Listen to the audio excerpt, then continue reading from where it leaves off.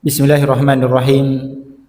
Assalamualaikum warahmatullahi wabarakatuh.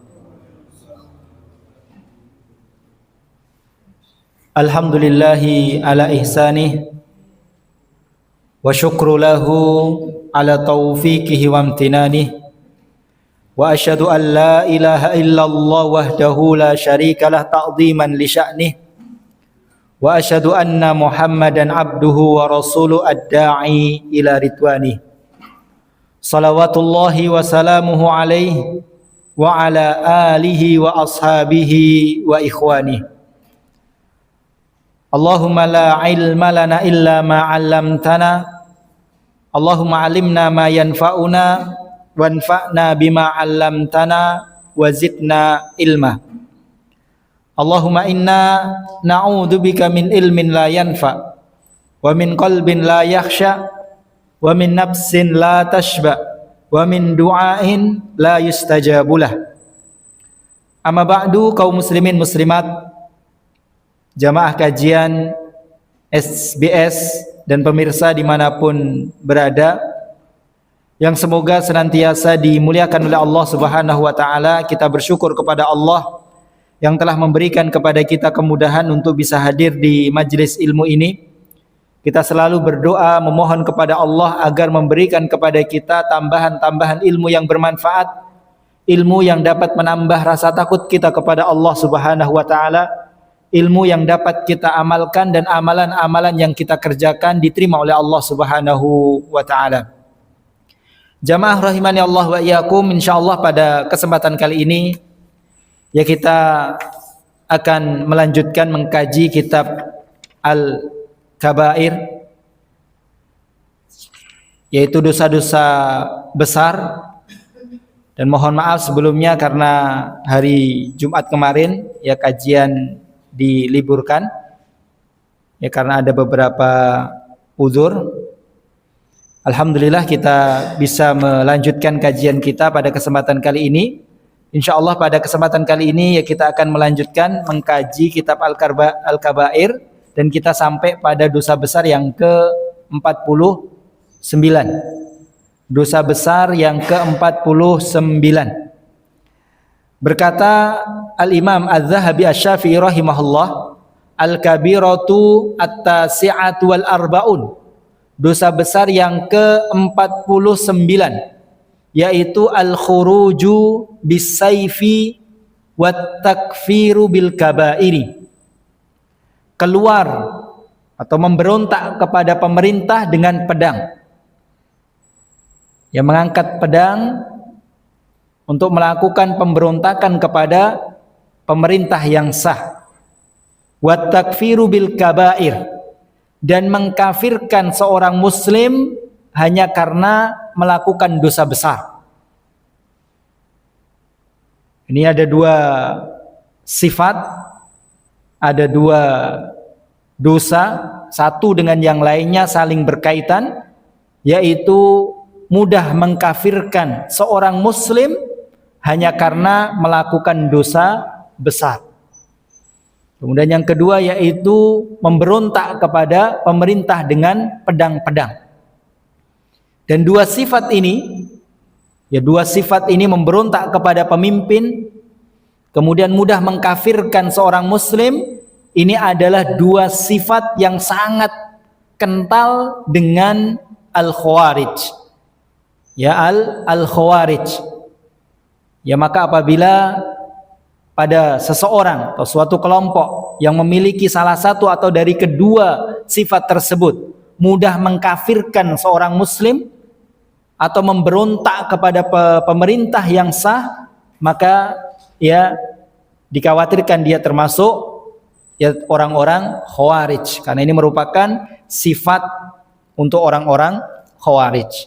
Di pembahasan kita dosa yang ke-49 ini dosa yaitu al-khawarij. Al-khawarij ya dinamakan juga dengan al-haruriyah.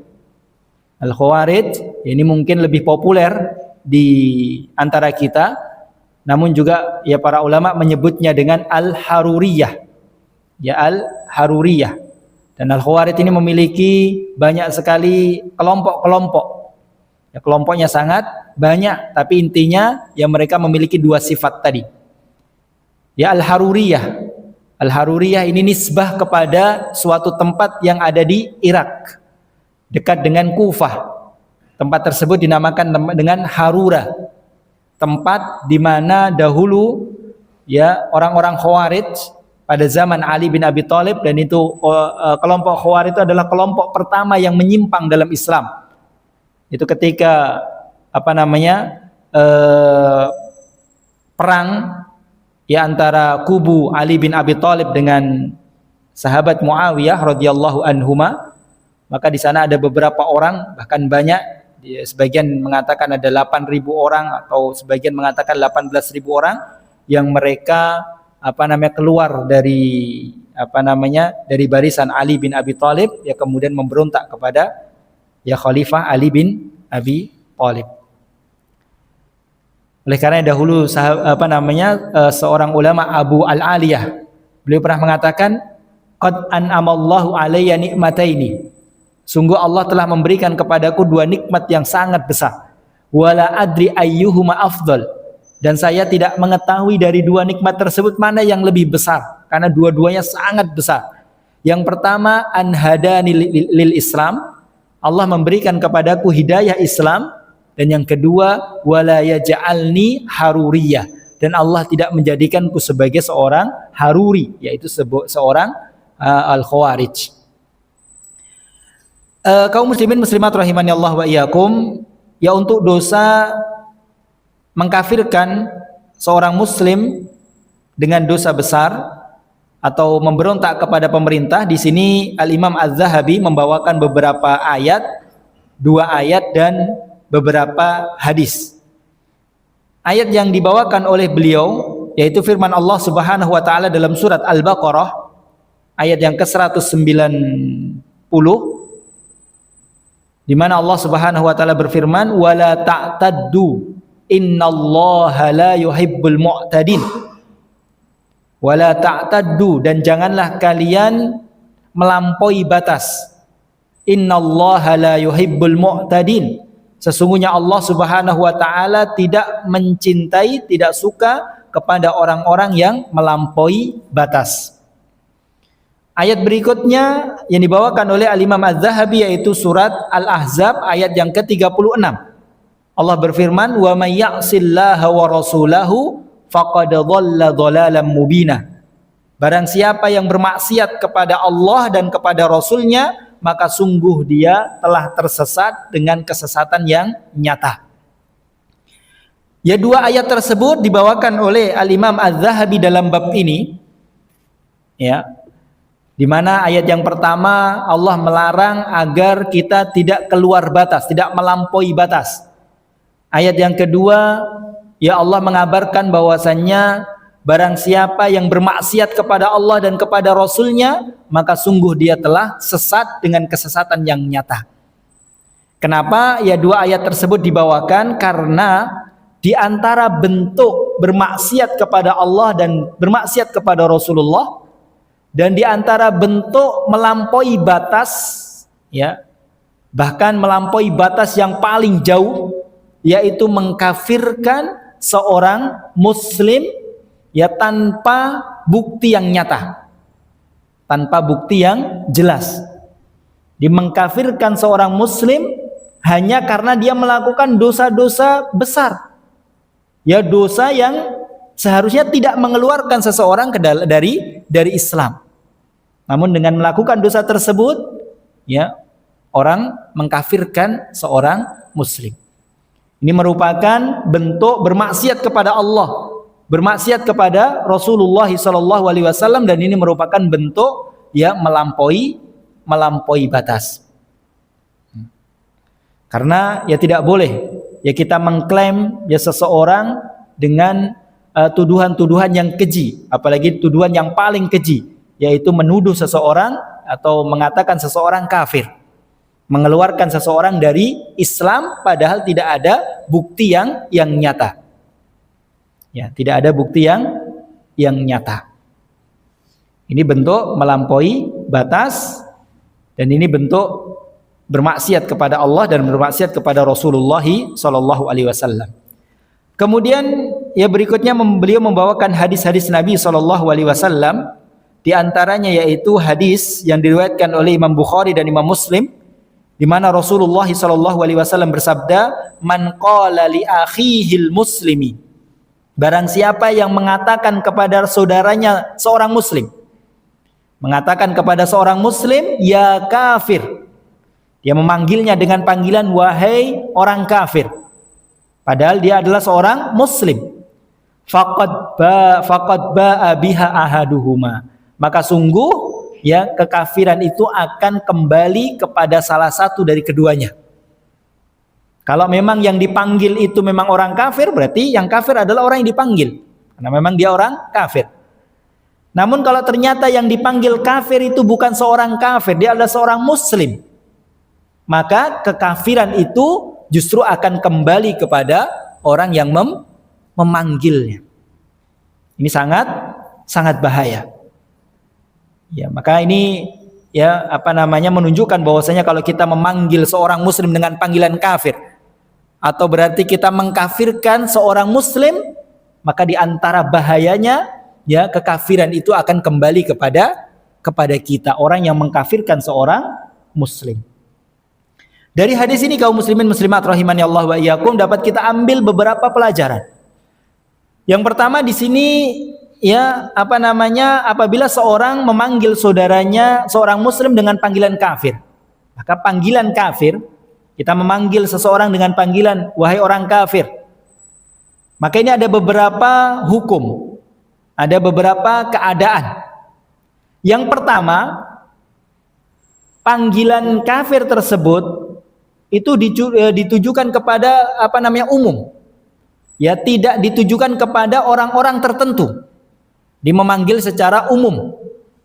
Ya, memanggil secara umum. Atau misalnya ya memanggil karena sifatnya, barang siapa yang begini maka dia kafir. Atau memanggil secara umum, tidak menentukan orang-orang khusus, orang-orang tertentu, maka ini boleh.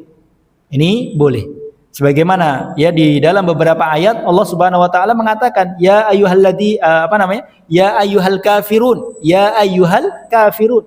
Di situ Allah Subhanahu wa taala memanggil dengan panggilan al-kafirun, wahai orang-orang kafir. Tapi ini tidak ditujukan kepada orang-orang khusus, orang tertentu, orang khusus, tidak. Maka ini boleh. Jadi kita memanggil misalnya wahai orang-orang kafir. Ya, tapi tidak secara khusus, tapi secara umum, maka hukumnya boleh. Kemudian yang kedua, memanggil dengan panggilan kafir ya ditujukan kepada orang tertentu, orang yang khusus, orang yang sudah ya ditentukan. Namun orang tersebut benar-benar orang kafir, memang orang kafir. Kemudian dia panggil ya secara khusus wahai orang kafir. Maka apa hukumnya, Pak? Ini ada orang kafir dia. Kemudian kita panggil wahai orang kafir. Kita tujukan panggilan tersebut khusus untuk orang tersebut. Apa hukumnya? Ya, ini tidak dianjurkan. Ya, ini tidak hikmah. Ya, ini tidak dianjurkan. Ya. Walaupun di sana ada kaidah, barang siapa yang meragukan kekafiran orang kafir, maka dia telah kafir. Jadi kalau kita ragu akan kekafiran seorang yang memang kafir, maka ini tidak boleh. Kalau orang kafir ya memang kita harus kafirkan.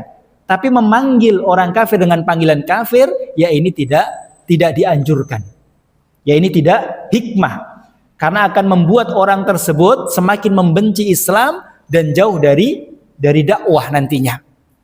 Dia akan sulit nantinya menerima dakwah karena dia tidak senang dipanggil dengan panggilan tersebut. Walaupun boleh ya, tapi ya ini tidak dianjurkan. Ini yang kedua. Kemudian yang ketiga, ini memanggil dengan panggilan kafir kepada seorang yang muslim. Ini menjadi pembahasan kita. Memanggil dengan panggilan kafir, ya padahal orang yang dipanggil itu ya bukanlah seorang kafir. Maka ini yang menjadi pembahasan kita, ini merupakan dosa besar. Ya ini sesuatu yang haram, yang merupakan dosa besar. Apakah ini mengeluarkan dari Islam? Nanti akan kita ya pelajari ya pada hadis berikutnya. Tapi ini merupakan ya dosa besar yang menjadi pembahasan kita. Di antara bahayanya panggilan tersebut akan kembali kepada kita orang yang memanggil. Karena ternyata orang yang kita panggil kafir itu adalah seorang muslim. Ya. Dan tidak hanya panggilan kafir, panggilan-panggilan yang lainnya, panggilan yang buruk, panggilan laknat misalnya, kita melaknat, wahai orang yang dilaknat oleh Allah, ya. Padahal orang tersebut bukan orang yang terlaknat misalnya. Wahai orang yang tidak akan diampuni dosanya oleh Allah, maka ini bahaya. Ya, panggilan tersebut kalau memang tidak pantas untuk orang yang kita panggil, maka akan kembali kepada kita. Ya, disebutkan dalam sebuah hadis, ya, bahwasanya Rasulullah SAW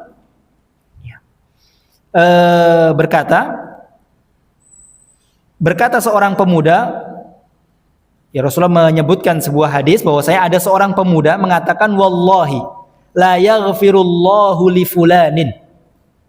Pemuda tersebut mengatakan, demi Allah, Allah tidak akan mengampuni pemuda tersebut. Seorang pemuda.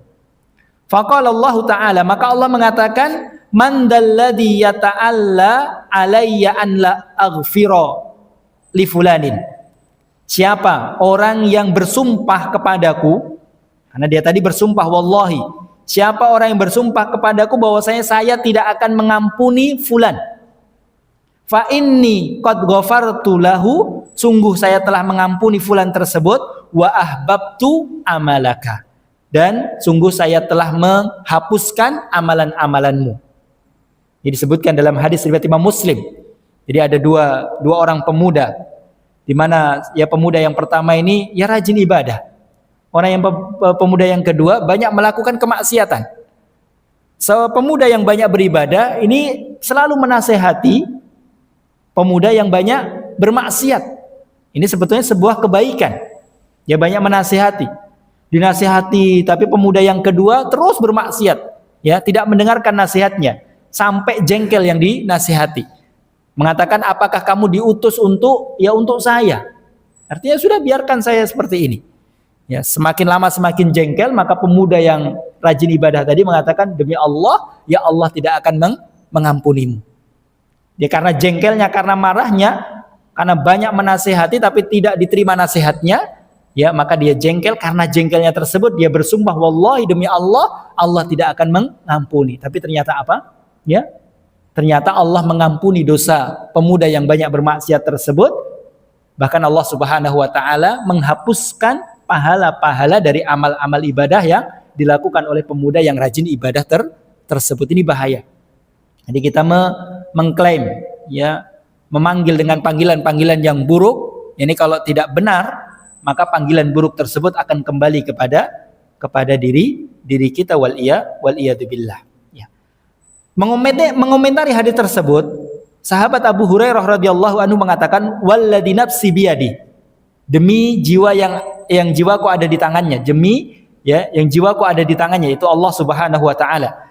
La takallama bikalimatin au baqad dunyahu wa akhiratahu. Sungguh pemuda tadi, ya, yang mengatakan demi Allah, Allah tidak akan mengampuni dosa fulan. Pemuda tersebut mengatakan suatu kalimat, yang kalimat tersebut merusak dunianya dan merusak akhiratnya. Yang merusak dunianya dan merusak, ya, akhiratnya. Ini, ya, sekali lagi, ya, ini bahaya, ya, kalau kita memanggil dengan panggilan-panggilan yang jelek. Kalau itu tidak terbukti tidak benar, maka panggilan tersebut ya akan kembali kepada diri kita. Sebagaimana dahulu pada zaman Rasulullah SAW. Pada zaman Rasulullah ada seorang yang namanya Abdullah. Ya, Abdullah, ya, kemudian yulakkanu himaron. Dia dijuluki dengan himar, dengan keledai. Wa kana yudhiku Rasulullah SAW. Ya, Abdullah tersebut sering membuat Rasulullah itu tertawa, senang. Ya, senyum. Kemudian wa kana Nabi sallallahu alaihi wasallam qad jaladahu fisyirabi. Tapi Rasulullah pernah menghukum Abdullah tersebut, ya, dengan cambuk, hukuman cambuk karena meminum khamr. Ya. Kemudian ya Abdullah tersebut didatangkan kepada Rasulullah pada suatu hari, kemudian dihukum oleh Rasulullah, dicambuk oleh Rasulullah, maka orang-orang yang memanggil Abdullah tersebut ya dengan mengatakan Allahumma al-anhu, ya Allah laknatlah dia, ya Allah laknatlah dia. Ya orang-orang memanggil laknat, ya Allah laknatlah dia. Maka Rasulullah mengatakan wala tal'anu, janganlah kalian melaknat dia. Wallahi ma'alimtu innahu yuhibbullaha wa rasulah. Demi Allah, saya tidak mengetahui dia kecuali dia itu sangat cinta kepada Allah dan sangat cinta kepada Rasulullah sallallahu alaihi wasallam. Ya. Jadi walaupun kita melihat orang ya berbuat kemaksiatan, berbuat ya banyak dosa, ya maka tidak boleh kita menghardik, kita mencela, apalagi memanggil dengan panggilan-panggilan yang tidak pantas, wahai kafir, wahai pembangkang, wahai pelaku maksiat dan seterusnya, wahai orang yang buruk, orang yang apalagi penghuni neraka atau yang lainnya, maka ini tidak boleh. Ya, bisa jadi ya Allah Subhanahu wa taala mengampuni dosa-dosanya. Ya, kemudian amalan-amalan kita yang kita merasa kita ini menjadi orang yang baik, orang yang soleh, tapi ternyata amalan-amalan kita tidak diterima oleh Allah Subhanahu wa taala. Kalaupun diterima, ya bisa jadi wal iyadu billah, ya. Karena itu ya Allah Subhanahu wa taala menghapuskan ya pahala-pahala kita. Kemudian ya kaum muslimin muslimat rahimani Allah wa iyyakum, ini hadis yang pertama yang dibawakan oleh beliau. Jadi barang siapa yang mengatakan kepada saudaranya seorang muslim wahai kafir, maka panggilan itu kembali kepada orang yang memanggilnya tersebut. Kemudian beliau mengatakan waqad warada fi sifatil khawarij atharun katsiratun, dan sungguh telah datang ya dalam sifat orang-orang khawarij asar yang banyak, hadis-hadis asar yang banyak. Wahtalafan nasu fit takfirihim, dan para ulama itu berbeda pendapat ya dalam mengkafirkan mereka. Apakah orang-orang khawarij itu dia kafir, keluar dari Islam, ataukah masih seorang muslim? Li'anna Nabiya sallallahu alaihi wasallam qala fihim, karena Nabi sallallahu alaihi wasallam telah bersabda tentang mereka. Ya, Rasulullah bersabda tentang orang-orang khawarij yang mudah mengkafirkan kaum muslimin. Rasulullah mengatakan yamruquna minad din kama yamruqus sahmu minar ramiyah. Yang mereka telah keluar dari agama, mereka keluar dari agama sebagaimana anak panah itu keluar dari busurnya.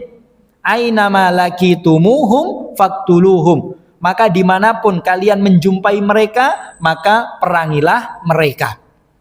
Ya, hadis dikeluarkan oleh Imam Bukhari dan Imam Muslim. Maka dari hadis ini, di mana Rasulullah SAW mengatakan orang-orang khawarij itu mereka telah keluar dari agama sebagaimana anak panah itu keluar dari busurnya.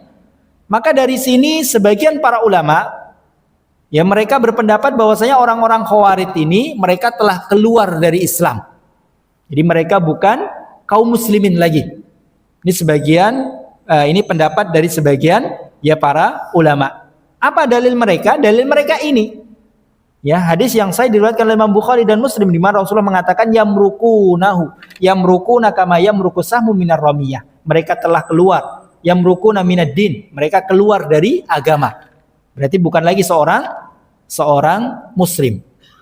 Mereka juga berdalil, para ulama juga berdalil ya bahwasanya mereka orang-orang khawarij ini mereka mengkafirkan ya sahabat-sahabat yang mulia. Mereka mengkafirkan Ali bin Abi Thalib, mengkafirkan Utsman bin Affan, dan sebagian mengkafirkan Abu Bakar dan yang lainnya. Maka sebagian para ulama yang mengkafirkan orang-orang khawarij. Tapi di sana ada pendapat yang kedua, ya sebagian para ulama, dan ini pendapat yang kuat, pendapat yang benar wallahu a'lam, yaitu bahwasanya orang-orang khawarij ini ya tidaklah keluar dari Islam. Ya mereka tetap sebagai seorang muslim. Ya walaupun mereka mengkafirkan seorang muslim ya, tapi dosa tersebut dosa tidak mengeluarkan mereka dari Islam. Apa dalilnya bahwasanya orang-orang khawarij itu tidak keluar dari Islam? Banyak sekali dalilnya. Yang pertama yaitu sikap para sahabat dahulu kepada mereka, kepada orang-orang khawarij. Ya dahulu bagaimana para sahabat itu, ya orang-orang khawarij sudah ada pada zaman mereka. Tapi mereka bermuamalah kepada orang-orang khawarij ini sebagaimana mereka bermuamalah dengan orang-orang muslim. Mereka tidak memperlakukan mereka sebagai seorang kafir. Kemudian yang kedua, sikap khusus Ali bin Abi Thalib. Sikap khusus Ali bin Abi Thalib ya kepada orang-orang Khawarij. Orang-orang Khawarij itu muncul pada zamannya Ali bin Abi Thalib. Ya, sikapnya Ali itu ya tidak seperti sikap Ali kepada orang-orang yang murtad, orang yang keluar dari agama. Ya. Ali bin Abi Thalib tidak langsung memerangi. Di sana ada peperang, di mana ada perang Perang Nahrawan.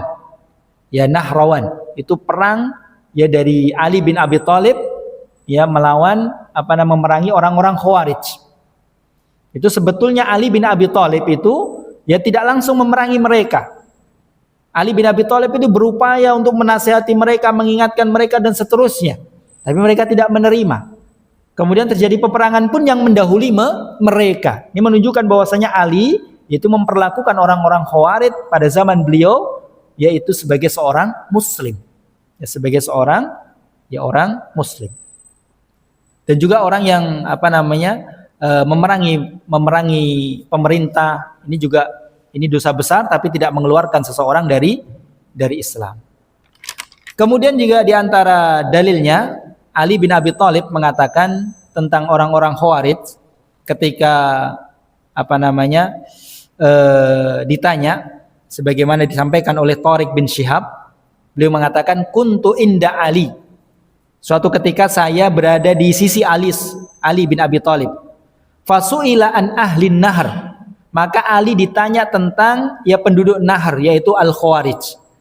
Ali ditanya amusyrikunahum, apakah mereka termasuk orang-orang musyrik, orang-orang yang keluar dari Islam? Maka Ali mengatakan minasyirki farru.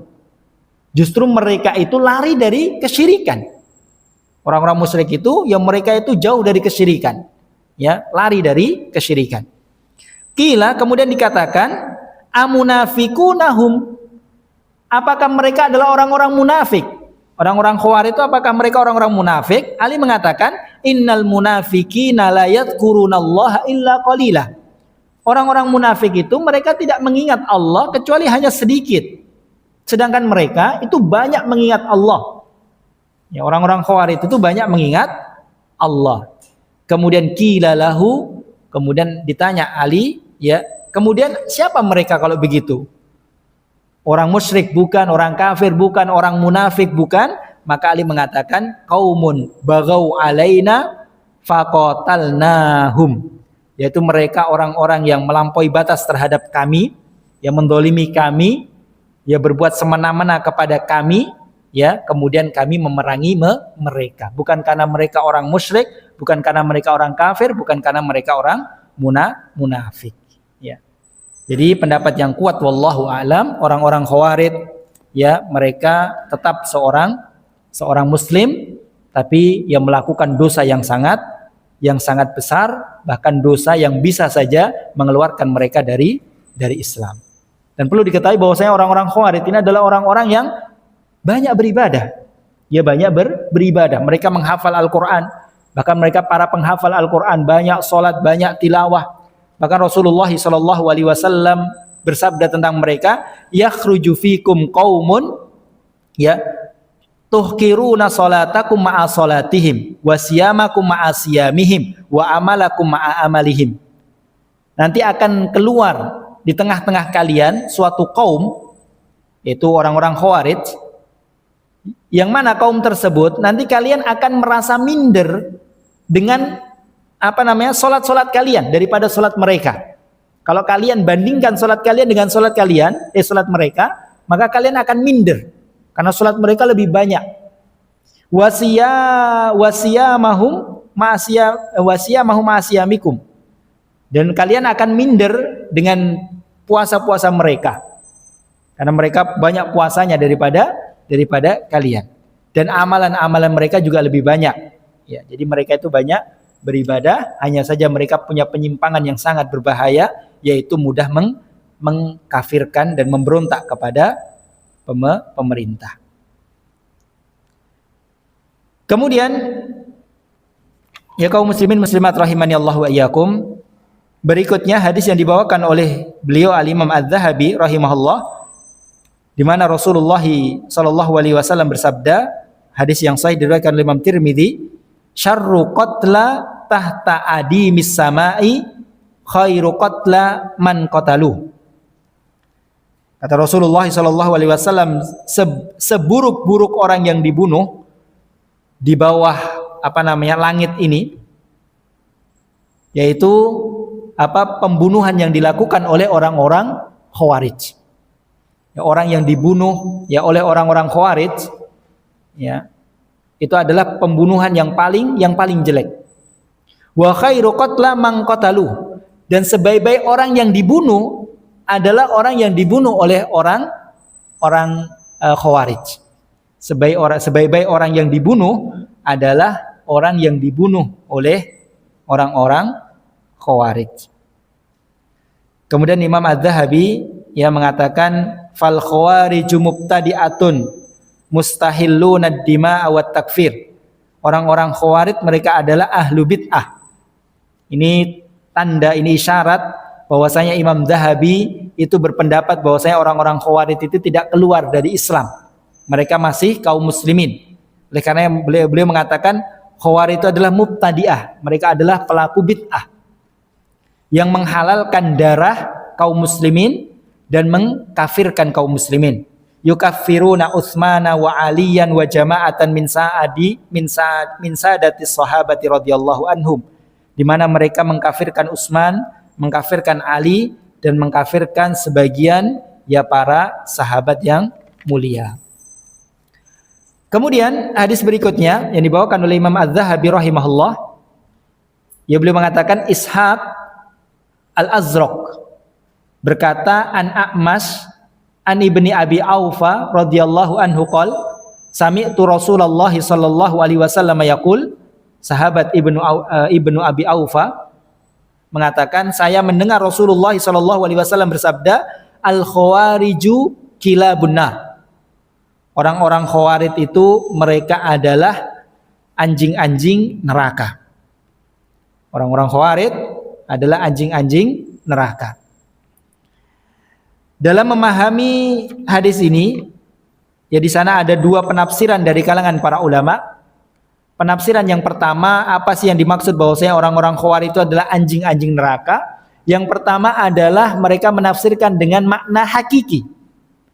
Jadi memang benar-benar nanti pada hari kiamat orang-orang Khawarij ini akan diazab oleh Allah Subhanahu wa taala dan akan dirubah bentuknya menjadi anjing-anjing.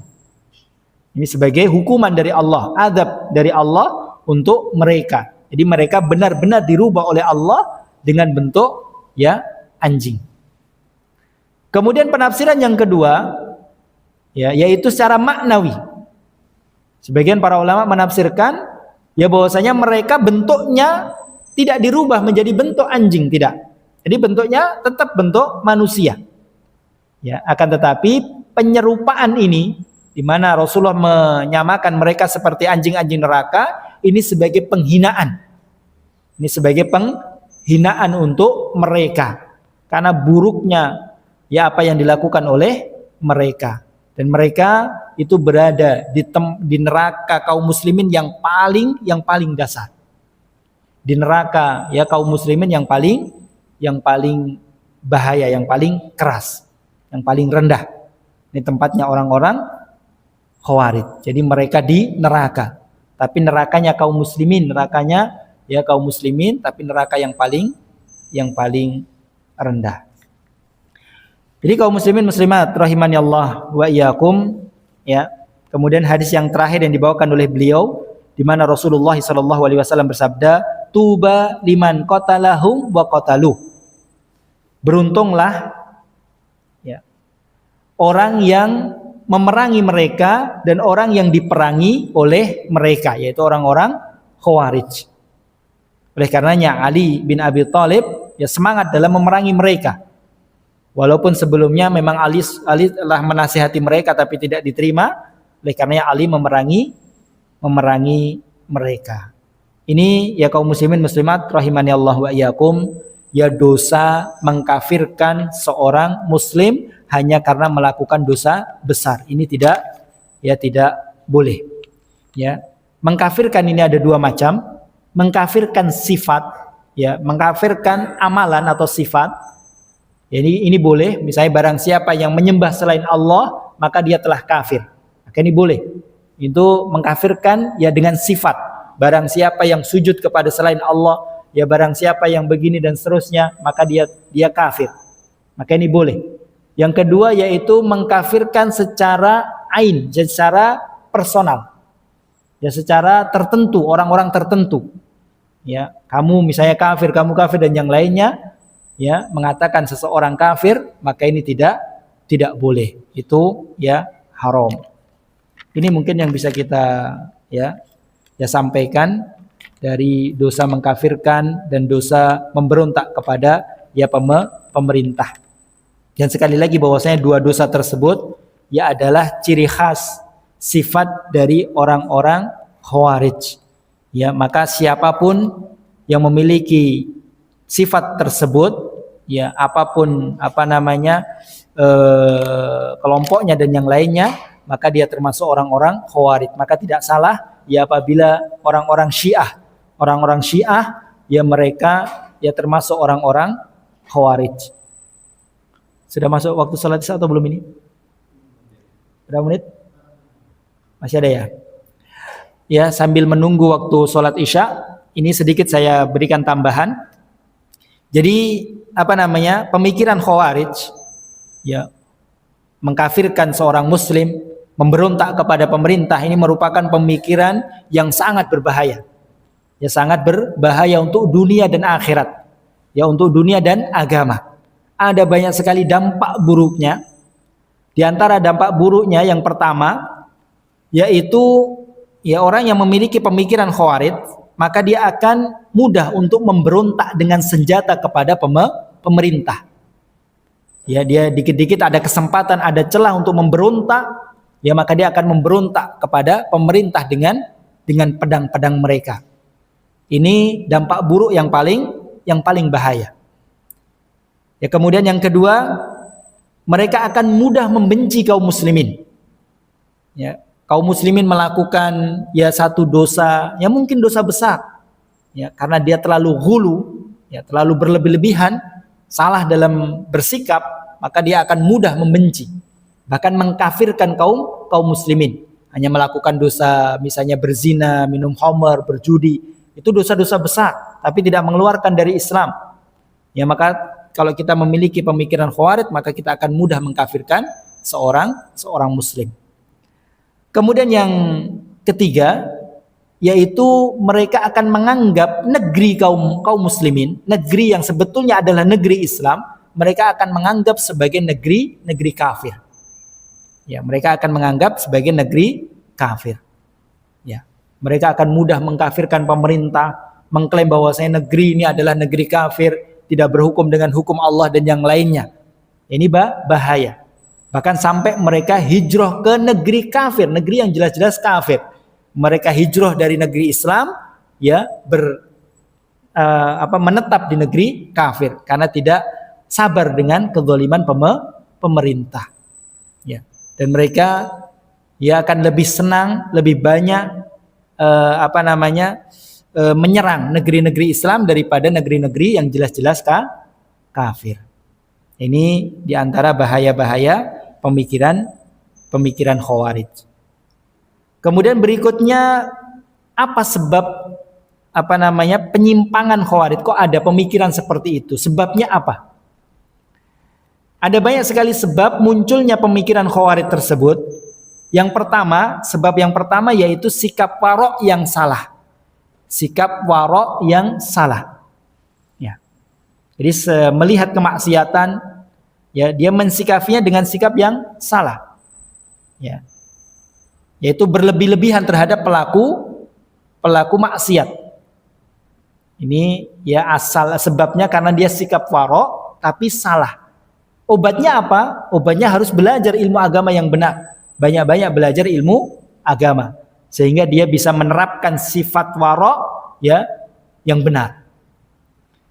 Kemudian yang kedua yaitu menyamakan di antara sebab adanya pemikiran Khawarij ini, yaitu menyamakan kesalahan ijtihad dengan dosa. Jadi ada perbuatan dosa, dia samakan dengan kesalahan berijtihad. Sebenarnya orang salah dalam berijtihad itu tidak berdosa, karena dia berijtihad, tapi salah. Orang-orang Khawarij ini yang menyamakan antara kesalahan dalam berijtihad dengan orang yang melakukan dosa. Lihat dahulu para pemimpin, ya para Ali bin Abi Thalib, ya kemudian yang lainnya, mereka mungkin dianggap salah berijtihad, tapi dianggap sebagai orang yang melakukan dosa besar. Mungkin suatu pemimpin di suatu negeri salah dalam mengambil keputusan, ya, keputusan itu ijtihad, dia salah dalam mengambil keputusan, kemudian diklaim yang melakukan dosa yang sangat besar. Padahal dalam memutuskan mungkin pemimpin ini sudah menimbang-nimbang seterusnya, menetapkan yang terbaik menurut mereka, tapi ternyata salah dalam memberikan keputusan, ya ini kesalahan yang dimaafkan. Ya kemudian dia samakan, dia anggap sebagai dosa yang sangat besar, ya sehingga ya dia mengkafirkan pemimpin-pemimpin tersebut. Kemudian yang terakhir, ya sebab munculnya pemikiran Khawarij yaitu salah dalam memahami nas-nas. Salah dalam memahami dalil-dalil, entah itu ayat ataupun hadis-hadis Nabi SAW.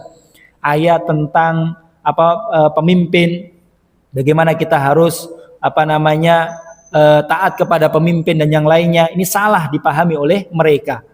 Kemudian nas-nas tentang amar ma'ruf nahi mungkar, bagaimana ketika kita melihat kemungkaran dan yang lainnya, ya mereka salah dalam memahami nas-nas tersebut, sehingga muncullah pemikiran yang sangat berbahaya, yaitu pemikiran ya al-Khawarij, yaitu mudah dalam mengkafirkan seorang muslim dan keluar atau memberontak kepada pemimpin yang sah. Mungkin ini yang bisa kita sampaikan, kurang lebihnya mohon maaf. Kita akhiri, subhanakallahumma bihamdika asyhadu an la ilaha illa anta astaghfiruka wa atubu ilaik. Wassalamualaikum warahmatullahi wabarakatuh.